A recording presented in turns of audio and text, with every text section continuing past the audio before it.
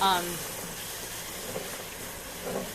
this sounds really hokey, but I promise you it's the truth. I went to Washington, D.C. to become a reporter because I really wanted to search for the truth. And I thought that if we just... I was a big McCainiac and I thought, you know, if we could just get the money out of politics and we all could just like really see things for what they are, then we could have this clean democracy and it would just be really great. And so I went, and it turns out that wasn't about what I thought it was going to be about. Because being a journalist is just like everything else, and there's politics, and there's, you know, people wanting to make a name for themselves, and I found the truer the stories were, the less people were interested in publishing them, and the more, and so I just over time became really disillusioned, because there was often like really fascinating stories and really relevant ones that were like relegated to page 8 and nobody ever saw them again. My dog had an adverse reaction to a rabies vaccine, and she is now almost 12-year-old shepherd, 11-year-old shepherd, and she looks like she's about 5. She's eaten raw meat her whole life now since she was 6 months old. She's in awesome shape.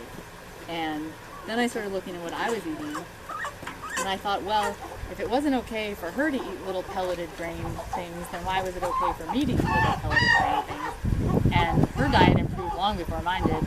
And so I started looking radically at the way I was eating, and I started becoming a proponent and follower of the Weston A. Price Foundation, which is Weston A. Price was a dentist 100 years ago who wanted to understand why all of his clients' teeth were getting worse every generation, and what he found was that the generation that refined flour and refined sugar into people's lives, that they started having dental caries and their teeth were all messed up, and their facial structure was very differently, and they started having heart disease and diabetes and all these problems. And the more I learned, the less I could live this life that was felt very narrow. And I felt like my biggest problem was I didn't have access to the kind of food I knew was nourishing. And, you know, a certain grocery store was around by then, there was one around me, so I could buy like better food, but it was still raised inside, and it was still raised on genetically modified corn, and I didn't want to do that. Hurricane Katrina hit New Orleans. My soon-to-be husband is from there. We moved. I convinced him on our honeymoon that we should sell our recently acquired house and quit our jobs and move to New Orleans and rebuild his dad's house. And that was my way of getting out of DC. I wasn't sure where. And then I got some sheep and chickens, and then I got a cow because I was driving to South Carolina every 2 weeks to get raw milk because it's not legal in North Carolina. And I thought, well, this is nuts. I'm like driving all this way why couldn't I just milk my own cow? I had a couple acres, to live on it. And that's kind of when I fell in love with agriculture as a regenerative rather than an extractive process, because I didn't know that we could be stewards and that we could replenish the earth rather than to take from it, and that we could eat more and more in a more and more nutritious way, yet also have cleaner air and cleaner water. And in 2010 we raised 100 broilers. In 2011 we raised 1,000 broilers. In 2012 we raised 2,000 broilers. And this year we were on pace to raise 3,000 broilers, and I was just like, this is insane. And so I cut it back a little bit. We don't even have a walk-in cooler. But that's how I became a farmer.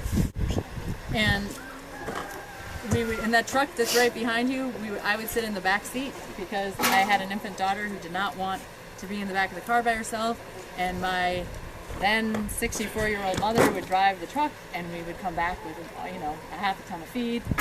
And George was interested in getting the feed business, and he said, I'd really like to learn to do this. And so I put him in touch with a guy named Jeff Maddox, who helped him develop the rations. He worked for Petrel, which is a really, really great company.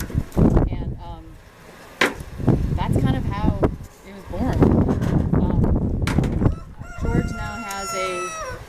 million feed mill, which he got with some tobacco grants and some other grants and some loans and some of his own money. And he's a regional feed distributor for the Southeast, and we were his first big customer. And you have an off-taker for all 3,000 of the broilers that you've done? And do you think, do you see the demand side is, I'm asking it as a question, but it's a statement. The demand side is higher than anything you think you can keep up with currently? If you get the relationships right, yeah. We haven't ever marketed ourselves, really. I'd love to have access to larger tracts of acreage and larger herds of animals, which doesn't mean I have to own them, but having the ability to manage those cows in a way that mimics nature, we can trap a lot of carbon in the ground and take it out of the atmosphere. I don't want to be a particular size. I want to have a quality of life that makes sense for my daughter. I want to participate in healing a lot of land. So if that means that I teach other people to do this on their land, or if I inspire people who already know how to do it, that maybe it really works. Or if they want to come work for us. Or if we end up, one of the ways that you can heal a lot of land is to have a larger cow herd. All the carbon that's in the atmosphere that doesn't belong is pretty well equal to the amount of fertility we lost by turning the soil over and growing corn. We lose a lot of fertility that way, and what we're losing is carbon. And so the carbon goes in the air instead of being trapped under our feet. There's all this stuff that's insane. The carbon storage tank is this.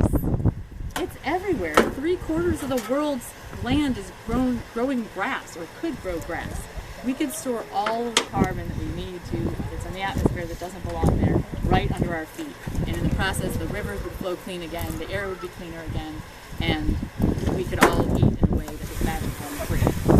And so cows have gotten a really bad rap, but if we're gonna take back our climate, and then we're gonna restore health to our land, we're gonna be cooperating with ruminant animals in a big, big way. So it really comes down to the poisoning of a country. It's processed foods and probably the most unconstitutional act that's ever been done in this country is GMOs. That's one of my big. So the cows are really my passion. The chickens are incredible fertility mechanisms that have a short lifespan and make people happy. It's a lot easier for people to buy into the idea of buying a $20 chicken and trying this whole small farm thing than buying a side of beef. That's just a buy-in to it.